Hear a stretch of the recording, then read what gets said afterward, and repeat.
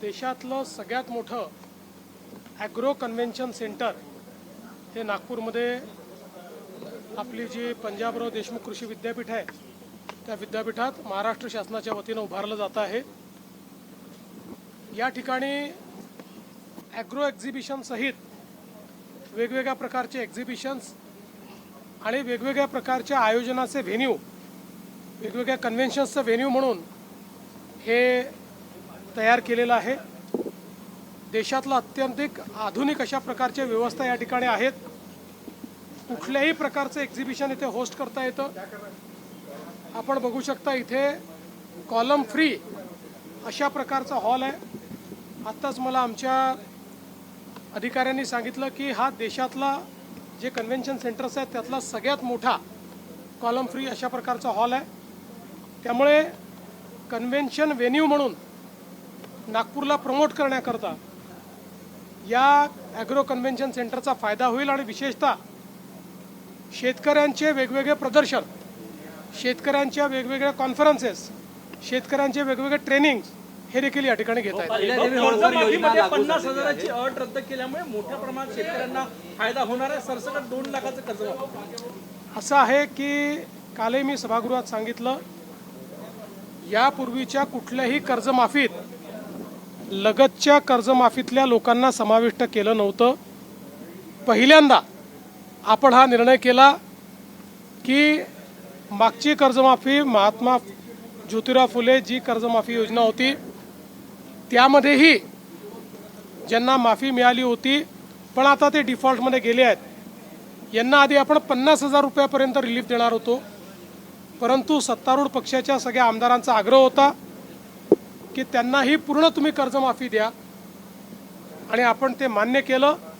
त्यामुळे आता ही महाराष्ट्राच्या इतिहासातली सगळ्यात मोठी कर्जमाफी यावेळेस आपण केलेली आहे।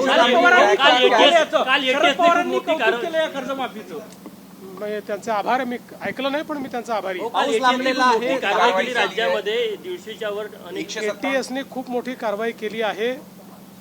या संदर्भात सगळी माहिती लवकरच आपल्याला देऊ, पण भरपूर गोष्टी या कारवाईमध्ये मिळालेल्या आहेत। पाऊस लांबलेला आहे, 10 दिवसाचा ड्राय स्पेल झालेला विदर्भामध्ये पाऊस लांबलेला आहे। सध्याची माहिती काय? अल निनोचं संकट यापूर्वी होतं, पाऊस लांबलेला 10 दिवसाचा स्पेल गेलेला आहे, 5 दिवसांनी पुन्हा पाऊस येईल। विदर्भात 19% तूट आहे।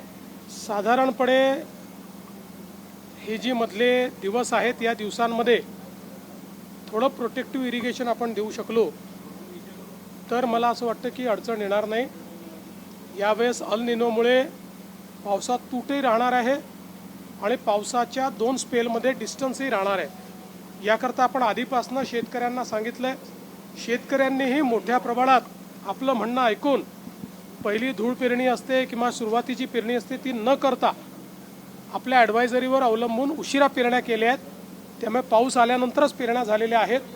मला विश्वास आहे की विहिरी असतील किंवा वेगवेगळ्या प्रकारचे जे काही त्या ठिकाणी इरिगेशनच्या सिस्टीम्स आहेत त्याचा वापर करून यावेळेसही पिकं आपले शेतकरी वाचवू शकतात।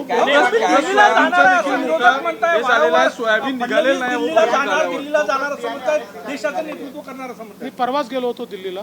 बोगस सोयाबीन मोठ्या प्रमाणात विदर्भात आहे, प्रत्येक जिल्ह्यात त्याचा प्रादुर्भाव झालेला आहे। सरकार कशा पद्धतीने यावर कमी उगवण क्षमता असलेलं सोयाबीनचं बियाणं हे विशेषतः विदर्भात आढळलेलं आहे। त्याच्यावर तात्काळ कारवाई केलेली आहे। 5,000 नमुने घेतल्यात, त्यातले 300 नमुने फेल झालेले आहेत। त्यांच्यावर लायसन्स रद्द करण्यापासून तर फौजदारीपर्यंत सगळ्या कारवाया होतात। डम्पिंग यार्ड प्रकरणामधली जमीन ती इमारत जी बांधण्यात आली होती त्यातले काही माळे अनधिकृत असल्याची माहिती पुढे आली। या संदर्भात पूर्ण चौकशीचे आदेश दिलेले आहेत। पहिलं आपलं काम हे त्या ठिकाणी लोक बाहेर काढणं किंवा तिथली रिलीफचं वर्क ही आपली पहिली प्रायोरिटी होती। ती प्रायोरिटी आता संपते आहे। आता यानंतर या संपूर्ण घटनेची चौकशी केली जाते।